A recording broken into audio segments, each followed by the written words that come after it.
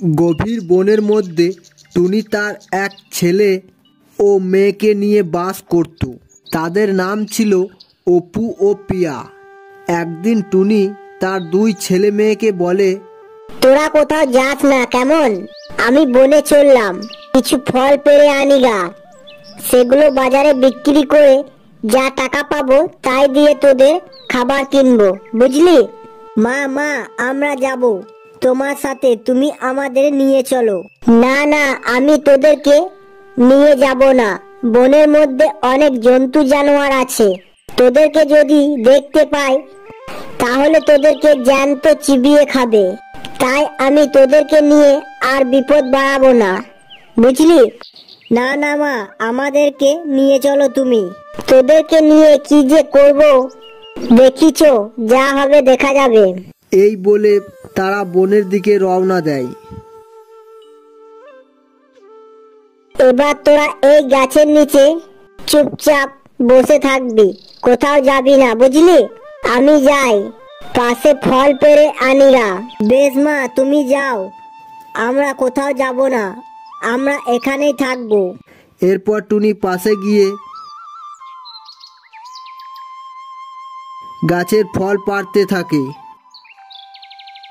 এদিকে টুনির ছেলে ও মেয়ে তারা কি এক জায়গায় থাকা ছেলে বাটে? তাই পিয়া অপুকে বলে, ভাই, বনের দৃশ্যটা দেখতে খুব ভালো লাগছে, বল? চো আমরা ওই সামনের দিকে একটু ঘুরে আসি গা। কিন্তু মা যে আমাদেরকে এখানে থাকতে বললো, মা এসে আমাদেরকে দেখতে না পেলে তো আমাদেরকে খুব বকবে। চো মা আসার আগেই চলে আসবো, বুঝলি? এই বলে তারা সামনের দিকে ঘুরতে চলে যায়। যেতে যেতে তারা একটি আমের গাছ দেখতে পায়। তখন তারা ওই গাছের আম পেড়ে খেতে থাকে। এইভাবে তারা খুব আনন্দ করতে থাকে। হঠাৎ তখন একটি শিয়াল ওই দিকে আসছে। সেটা দেখে অপু ও পিয়া ভয়ে ছুটে পালাতে থাকে। আর যেতে যেতে তারা একটি নদীর সামনে চলে আসে। পিছনে শিয়ালটি আসছে দেখে তারা ভয়ে নদীতে ঝাঁপ দেয়, আর তারা ওই নদীতে ডুবে যায়। এদিকে টুনি ফল পেড়ে এসে দেখে তার বাচ্চা দুটি সেখানে নেই। তখন সে এদিকে ওদিকে খুঁজতে থাকে, কিন্তু কোথাও দেখতে না পেয়ে টুনি খুব চিন্তায় পড়ে যায়। তখন তার মাথায় একটি তান্ত্রিকের কথা আসে। তখন সে তাড়াতাড়ি তান্ত্রিকের কাছে আসে, এসে তান্ত্রিককে সব বলে। সব শুনে তান্ত্রিক বলে, দাঁড়া, আমি আমার জাদুর মন্ত্র দিয়ে দেখি কোথায় আছে।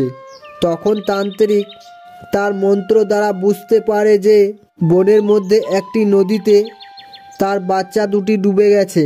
তখন তান্ত্রিক টুনিকে সব বলে।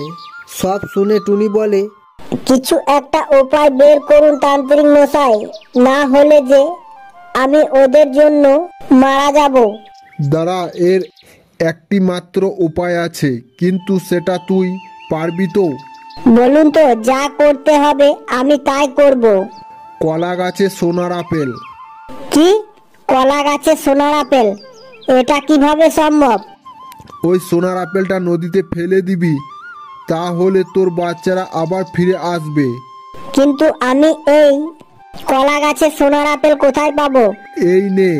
এই বলে তান্ত্রিক তাকে একটি বীজ দেয় আর বলে, এটা নদীতে ফেলে দিবি, তারপর দেখবি।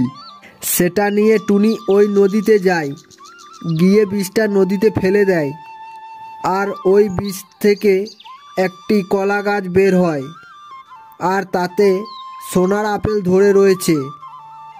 সেটা দেখে টুনি ভীষণ খুশি হয়।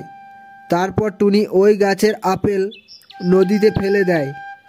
কিছুক্ষণ পরই তার বাচ্চা দুটি ফিরে আসে।